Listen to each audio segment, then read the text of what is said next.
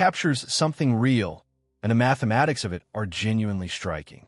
But it doesn't fully account for what's actually happening inside the experience of time, because the mechanism runs deeper than simple proportion.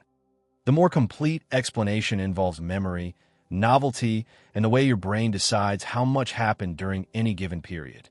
Your subjective experience of time isn't measured by clocks. It's reconstructed afterward from memory, and the density of memorable moments in a period determines how long that period feels in retrospect. A week packed with new experiences, unfamiliar places, first encounters, and genuine surprise will feel much longer in memory than a week of comfortable, familiar routine, even if both weeks contain the same number of waking hours. This is what psychologists call the novelty effect on time perception, and it directly explains the summer phenomenon. Childhood is saturated with genuine novelty. Almost everything is a first encounter. The first time you understand something about how the world works, the first time a particular food tastes the way it does, the first summer at a specific place, the first realization that certain things end. Your brain is processing a continuous stream of information it has no prior template for, which means it's encoding far more of each day in a memory than it would for familiar, repeated experience. More encoding means more memory anchors. More memory anchors means the period feels longer in retrospect, because there are more reference points giving it substance and extension. Adult life, for most people, contains dramatically less genuine novelty. Not because adults are less capable of novelty, but because adult life has been organized, often quite deliberately, around comfort, efficiency, and you remember summers that seemed to last forever, weeks that stretched out, full of days that felt almost impossibly long, packed with enough experience that by the end of one August afternoon, you couldn't fully recall how it had started. And now an entire year passes, 12 months, 52 weeks, and it feels like it was over before it properly began. This isn't nostalgia distorting your perception. It isn't that your childhood was objectively better, or that life was slower then, or that you simply had more time. The experience of time genuinely felt different, in a way that was real, measurable, and rooted in something specific about how your brain was processing information during those years compared to how it processes information now. That'd be why at the end of this video, you'll understand exactly why time felt so long when you were young and feels so compressed now, what's actually happening in your brain as the years begin to blur together, and, crucially, what you can do to meaningfully slow your subjective experience of time without changing anything about your external circumstances. Stay until the end, because the last part explains something that completely reframes how you should think about what makes a year feel well-lived. Let's start with the most intuitive explanation, the one most people reach for first, and examine why it's only partially correct. The proportional theory of time perception suggests that each period of time feels shorter as you age because it represents a smaller fraction of your total life experience. To a 5-year-old, 1 year is 20% of their entire existence. To a 40-year-old, 1 year is 2.5%. On this view, time accelerates simply because your reference frame grows while individual years remain the same length.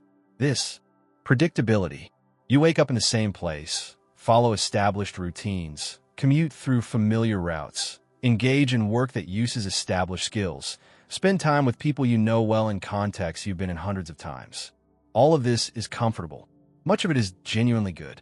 But from the perspective of your memory system, it generates fewer distinct, memorable moments per unit of time, which means the year, reconstructed afterward from memory, contains fewer anchors, feels shorter, and seems to have passed faster. Here's where it becomes more specific and more uncomfortable.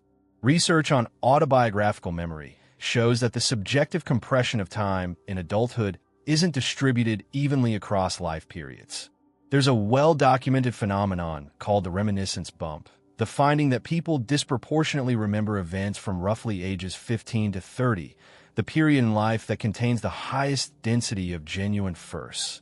First romantic relationships, first independent choices, first encounters with adult complexity, first establishment of identity and values. After this period, for most people, The rate of genuine first experiences drops substantially, and the felt pace of time accelerates correspondingly. This reveals something important. The sense that time is slipping away isn't simply a feature of being older. It's a feature of living in ways that generate less memorable novelty. And that's a crucial distinction, because one of those is fixed and the other is changeable. And here's the part most people have never heard framed this way. There's a third mechanism at work, one that operates not in memory, but in attention. When you're fully absorbed in an experience, genuinely engaged, curious, challenged, time feels to pass quickly in the moment, but slowly in retrospect. When you're bored or operating on autopilot, time can feel to drag in the moment, but collapses almost entirely in memory afterward, leaving almost no trace. This is the attention paradox of time.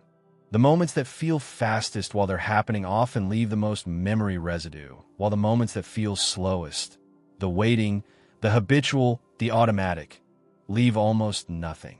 Which means a life felt as full of engaged, absorbing experience may feel fast while it's being lived and long when you look back, while a life of comfortable routine may feel neither particularly fast nor slow in the moment, and yet seems to have vanished almost entirely upon reflection. Oh, what do you actually do with this?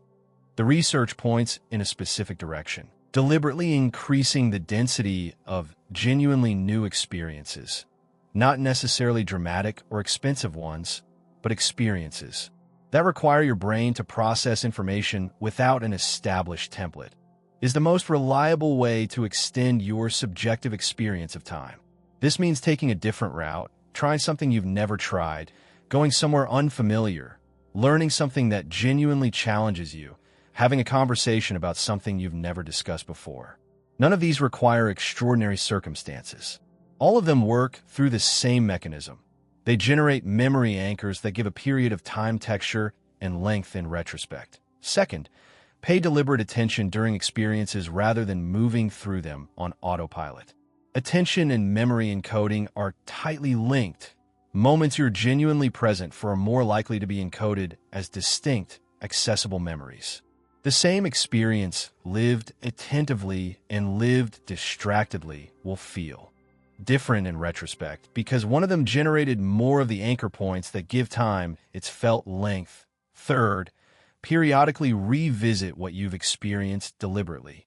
Reflection consolidates memories, creates additional encoding opportunities, and turns experiences that might otherwise blur into general background into distinct, retrievable moments that give a period of your life more felt substance. Here's what ties this together. Time didn't actually accelerate as you got older. Your brain began generating fewer memory anchors per year, which made each year feel shorter in the retrospective reconstruction that constitutes your subjective experience of how long it lasted. The summers of childhood felt endless not because time was different then, but because your brain was encoding almost everything as genuinely new. The years of adulthood feel compressed, not because they're worse, but because familiarity and routine have reduced the density of what gets encoded. And that ratio is not fixed. It moves in direct response to how much genuine novelty, attention, and new experience you introduce into the time you actually have. If this explains something you felt but never had language for, tell us in the comments. What's the last genuinely new experience you had that made time feel longer? And if you want to keep uncovering the hidden mechanics behind your own mind, the next video is right there.